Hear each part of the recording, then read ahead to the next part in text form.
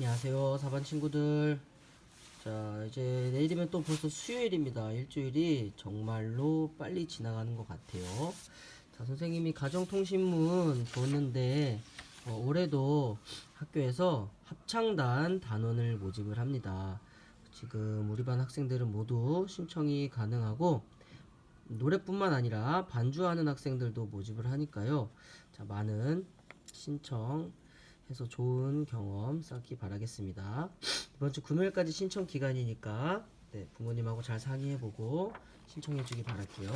신청서는 통신문 뒤쪽에 있습니다. 자, 우리가 사회 시간에 조선시대, 조선 후기에 보통 사람들, 일반 서민들의 문화에 대해서 우리가 공부를 했었죠. 그래서 비주얼 맵을 그려봤는데요. 자, 풍속화, 그렇죠? 김홍도, 신윤복, 그리고 민화, 화조도, 작호도, 백수, 백복도, 문자도, 그리고 한글 소설 5편 있었고, 판소리, 그리고 탈춤까지 우리가 배워봤습니다. 공예품도 이런 것들이 있다는 걸 우리가 공부를 했고, 자, 오늘은 네 번째, 그러면 조선시대 여성의 삶이 어땠는지에 대해서 공부를 해보도록 하겠습니다. 자, 사실 고려시대까지는 여자가 차별 없이 재산을 상속받고 제사도 지냈고 재혼도 할 수 있었다고 합니다. 그런데 조선 전기까지는 이러한 여성의 지위가 이어지다가 조선 중기를 지나면서 유교 질서가 더욱 강화되었다고 해요. 도대체 이 유교가 무엇이길래 여성의 지위가 낮아졌을까요? 자, 조선시대에는 이 유교의 영향으로 남녀가 다르다는 것을 강조했다고 합니다. 왜 남녀가 다르다라는 것을 강조했을까요? 그것은 남자가 여자보다 더 우월하기 때문에 바깥일 그리고 정치 이런 것들은 남자가 맡고 여자에게 집안일과 그리고 양육, 아이를 기르는 일이죠. 이런 것들을 전담시키게 하기 위한 그런 사상이었습니다. 그래서 남녀가 다르다는 걸 강조하고 신분, 양반, 서민, 천민, 노비 이런 것들을 엄격하게 구분해서 양반 여성과 상민 여성의 삶도 달랐다고 해요. 자, 그럼 조선시대 삶이 어땠을까? 자, 우리가 자주 볼 수 있는 모습인데, 자, 신윤복 작가의 풍속화인데요. 자, 장옷 입은 여인입니다. 장옷은 여성들이 외출할 때 입었던 두루마기와 비슷한 모양의 옷이라고 합니다. 그래서 여자는 굉장히 남녀가 달라서 지위가 낮다 그랬죠? 그러니까 밖에 나갈 때조차도 이런 장옷을 걸치고 최대한 몸을 가려서 조신하게 나갔다는 걸 볼 수가 있습니다. 근데 그 밑에 있는 여성을 보면 신발도 신지 않고 아이를 업고 있습니다. 자, 두 여성의 지위가 다르다는 것을 우리가 쉽게 파악할 수가 있겠죠. 자, 그러면 조선시대 여성의 삶을 조금 더 자세히 알아보도록 하겠습니다. 조선 전기에는 여성이 결혼하고 오랫동안 친정살이, 여러분들의 엄마가 외할머니, 외할아버지 댁에서 결혼 후에 모두 같이 사는 것을 생각하면 되겠습니다. 그런데 조선 중기부터는 점차 시집살이, 그러니까 여러분의 엄마가 지금 아빠의 부모님, 할머니, 할아버지와 함께 사는 그런 형태로 바뀌었다고 해요. 그러니까 원래는 결혼하고 친정에 살았는데 중기부터는 시댁에 살게 된 거죠. 자, 밑에 김홍도 작가의 그림이 또 한편 나와 있는데요. 이 그림의 제목은 평생도입니다. 그 중에서 혼례, 결혼을 뜻하는 거죠. 혼례하는 장면을 그려놓은 풍속화인데요. 자, 여기 보면 네, 신랑이 있고요. 그 뒤에 말을 타고 장옷을 걸친 여자가 바로 신부가 되겠죠. 지금 결혼식을 마치고 신부가 신랑의 집, 즉 시집, 시댁으로 이동하는 모습을 볼 수가 있습니다. 신부의 모습을 조금 더 자세히 살펴보면요. 어떻게 하고 있나요? 자,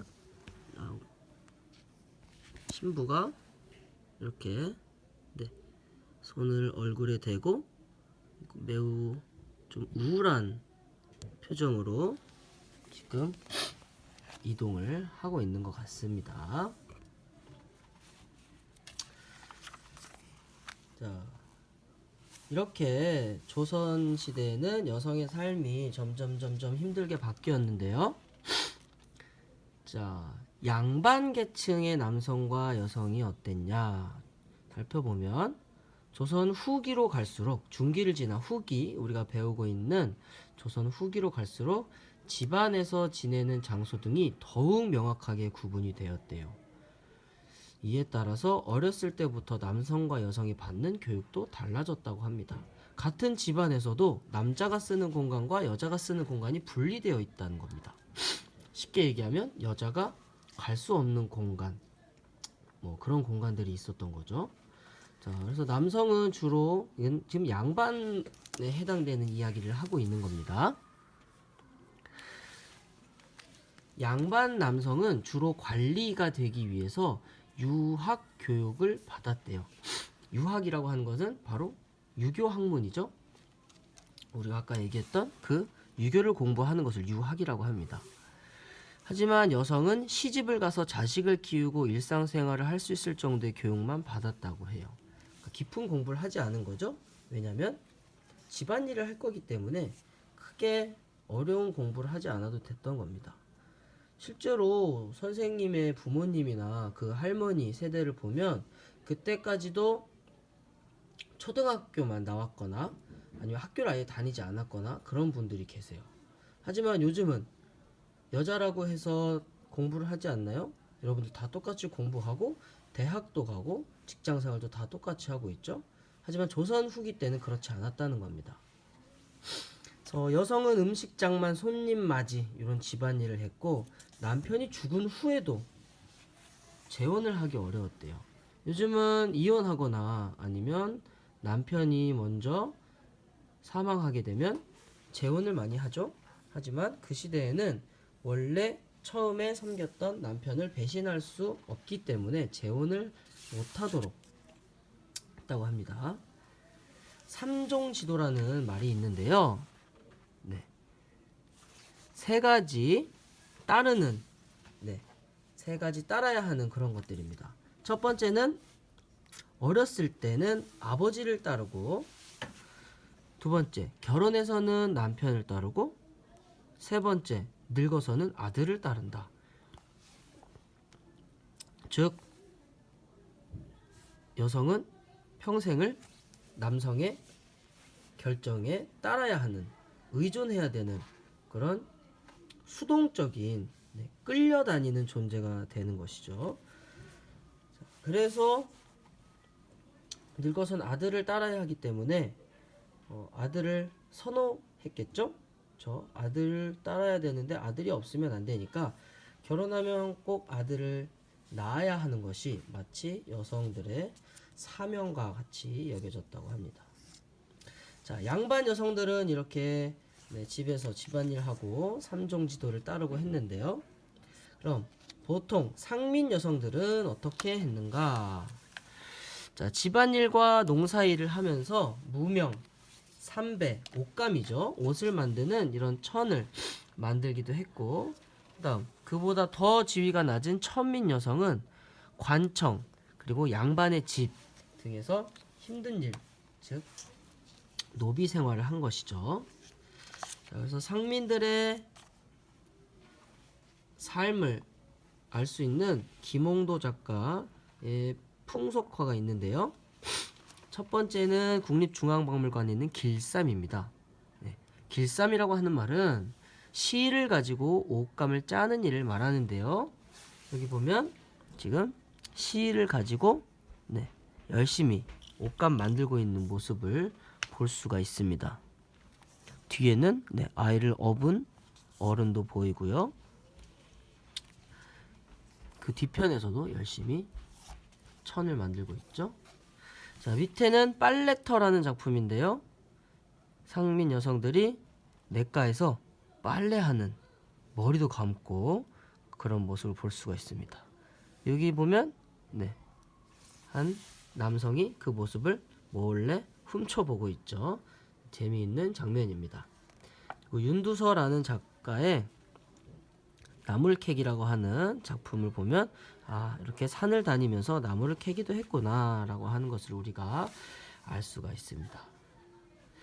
자, 그래서 오늘은 여기까지 여성들의 삶에 대해서 알아봤고, 내일은 그러면 유명했던 조선 후기의 여성들은 누가 있는지 공부해 보도록 하겠습니다. 자, 내일 만나요.